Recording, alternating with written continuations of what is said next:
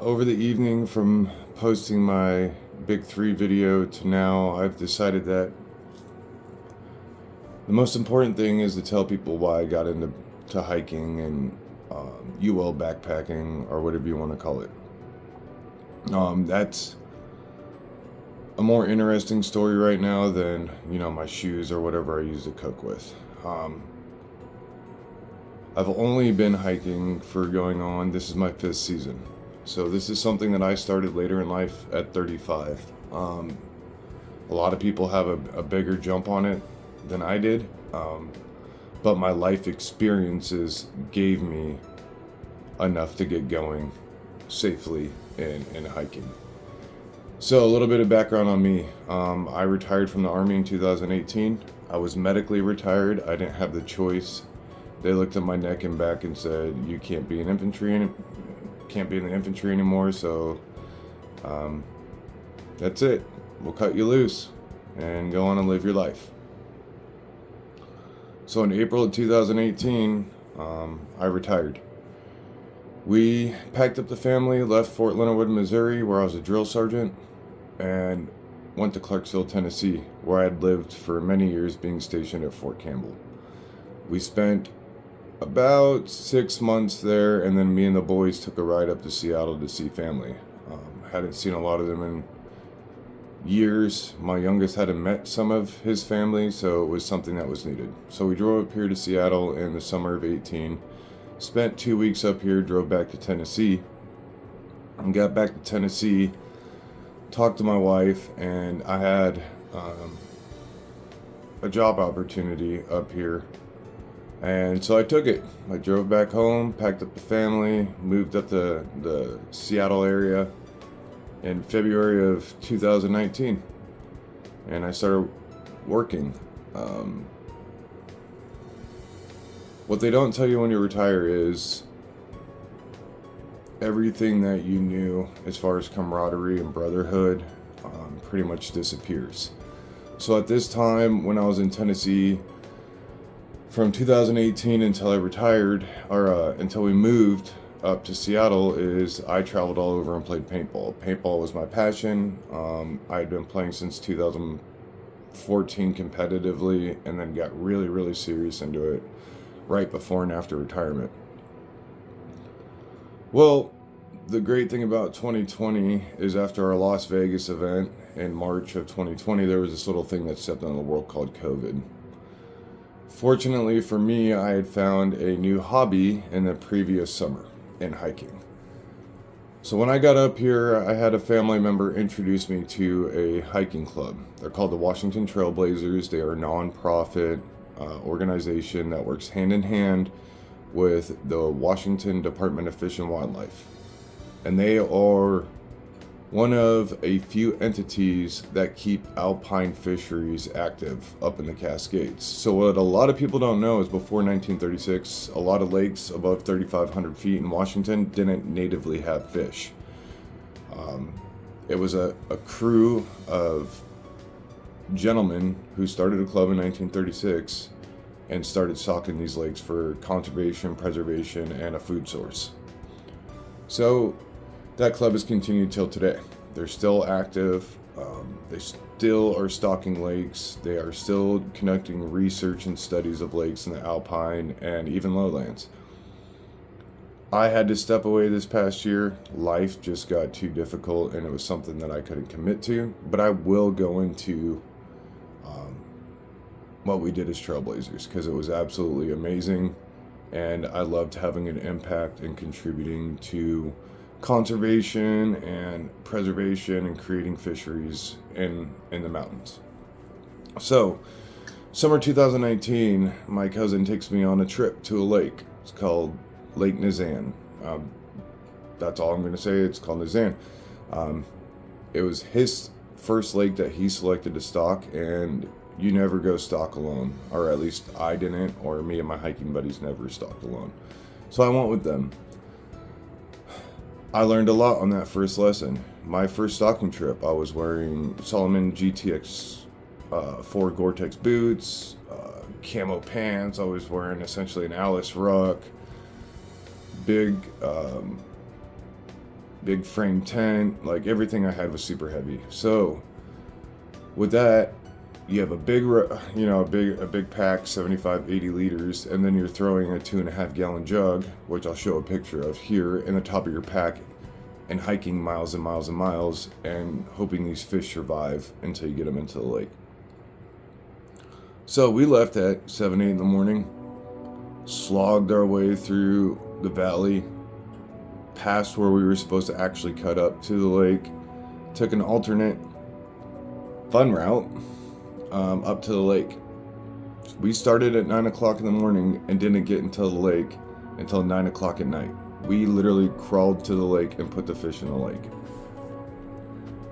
My hiking partner started up a small fire. We threw some steaks on the fire and we just grilled out and slept for like 12 hours.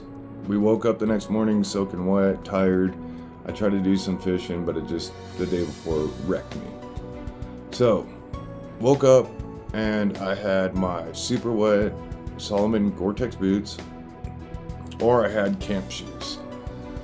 This is back when we would bring 2 pairs of shoes, 18 pairs of socks. Your feet were dry. I was still operating in the infantry mode where your feet are everything. Foot health, if it goes bad, will wreck you and your movement and your mission. So I always had 2 pairs of shoes. So I had this little idea. I had heard about trail running and people wearing trail runners to hike, and I had a pair of Salomon trail runners, Speedcross 4s. I threw them on and threw my boots probably in my packer tied. Run down from the lake, go through the valley, get to the car in these speed crosses, and I quickly realized that was the move. There was no longer a reason to carry or wear super heavy Gore-Tex boots. These shoes had gotten me out. My feet felt better. My feet got wet and dried on the way out, so it just made sense. So from that point on, it clicked. Like, lighter is the way to go. So from that trip in August of 2018 to now, it's been a search, a discovery of gear, how I operate, food, nutrition, everything. So after Nazan, I stock a couple more lakes and I get accepted into the club. So in November, they go to a vote. They say, hey, you've done enough to be in the club and you can now be a member. So I volunteered and I accepted and I became a member of the club. Now at this point, I'd cut back on paintball to 0 pretty much. It was winter, I didn't travel for paintball, and so I just started locking in on hiking. Well, January, February, COVID hits, and that pretty much shut down all of travel paintball, and hiking was just there in the back pocket. And I was looking around, I'm in this club, and I'm trying to figure out what to do. I'm going insane because of COVID being locked down inside. So, trailheads. We just started hitting trails, putting in 10, 15, 20 mile days and just being out in the woods because we could be left alone. I stocked 8 lakes my first year in the club, which got me a lot of experience. I learned a lot from some really long-time members. Some of these guys in the club are 80, 70s. Some are just there to go to the meetings and hang out because they can no longer hike, but these guys have a knowledge base that's of the Cascades that's unsurpassed. So I took a liking to one member. He's in his 70s, and dude, he just turned into a mountain mentor for me. And I would go stalk. I still will. Even though I'm not in the club, I will still go stalk any lake this man asked me to because I respect him so much. And if you're 72, 75, still putting in 10-mile days with 4,000 feet of gain, dude, I envy you. So I started following him around and learning the methods and processes and perfected stalking. Once I understood how to stalk lakes, this is where I got into my deep dive. I wanted to go to the lakes that nobody else could get to. So my second year of the club, I picked a lake that had not been stalked since 1946. There's very little info on it. couple surveys have been done and the lake just doesn't have any fish, so it needs them. It's shown to hold fish before, it just hasn't been stocked in a while. Part of that is due to the difficulty to get there. So I have a young co-worker that I was working with at the time, and I asked him to come along because he wanted to be a visitor. He was looking at joining the club, but more than anything, he just liked our mission, what we were doing. So me and him went, knocked out this lake that was not stocked in 80 years at that point. It was successful. And then after that, I figured out that I could go anywhere and do anything I wanted to. So I literally picked up every year all the most difficult lakes. It wasn't to prove anything to anybody else. It was just to prove to myself that I could accept the mission, plan it, execute, and do it successfully. So that's what I did. From 2020 to last year, I have probably 40 lakes stocked. That's all I did. Wake up at midnight, go to the hatchery, pick up fish by 1, drive 5 hours, get on the trail, be at the lake by 5, 6 in the afternoon, drop the fish, go to sleep, fish a bit, survey, raft the lake if we needed to, get all the data we needed, and then exfil, and just run as fast as we can out. So with me going to these exceedingly farther places, I needed to downgrade my weight.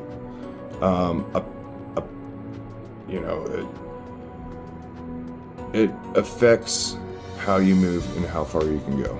Now, water is the most heaviest thing that you can carry. So when I'm carrying a 2.5 gallon jug with 300 little fish fry in it, yeah, they're small, there's not a lot of them, but that gallon and a half of water is 3.5 extra pounds that I have to carry. So with my limited abilities with my neck and back, I had to offset that.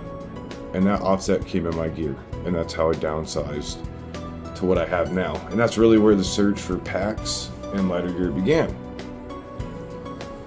So I've really only considered myself ultralight since late 2022. And that was the first time I got my base weight down below 10 pounds. And that's when I was going out to the Wind River Range.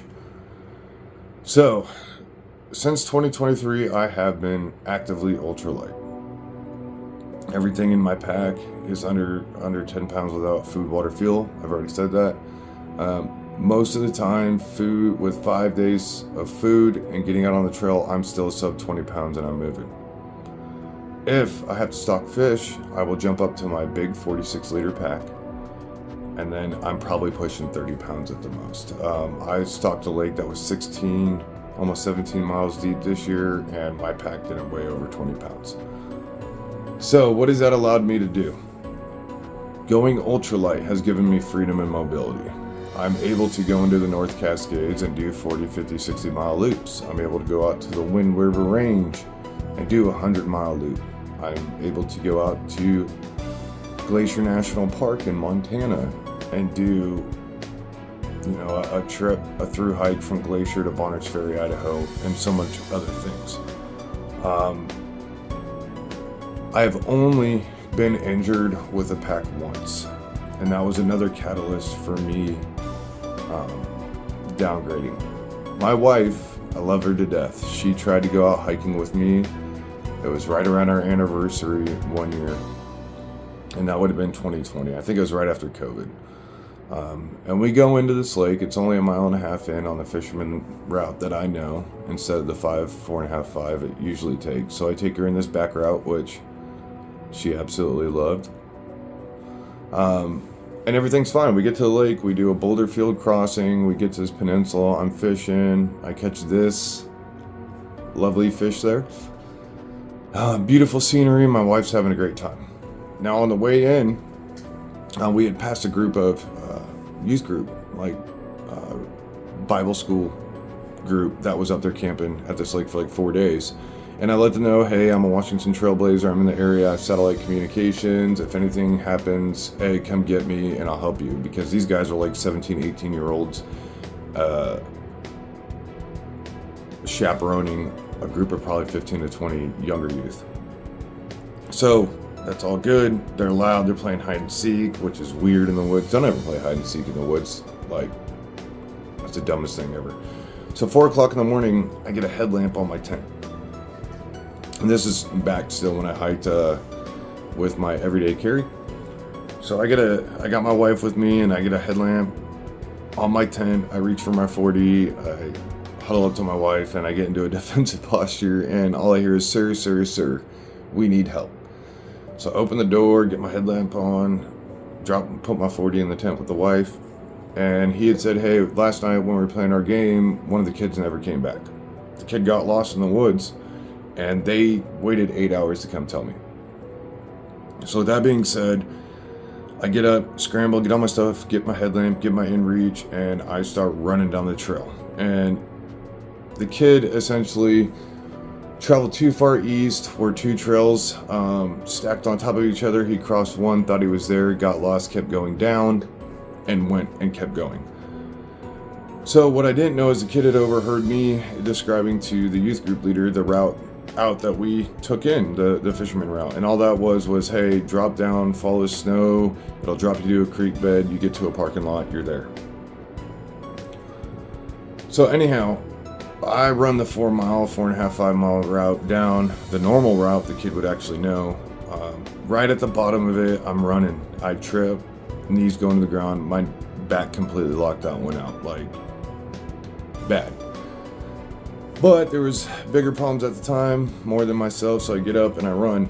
And sure as shit, the kid's sitting at my truck. Pop out the inReach, get a hold of the emergency services, kid gets evacuated. So the kid had followed my directions. He actually hit the trail, the snow, the creek, and went down to my truck because he knew it would be safe once he was lost, and he held it up there and stayed there all night. But the problem with that is I still had to get back up to my wife.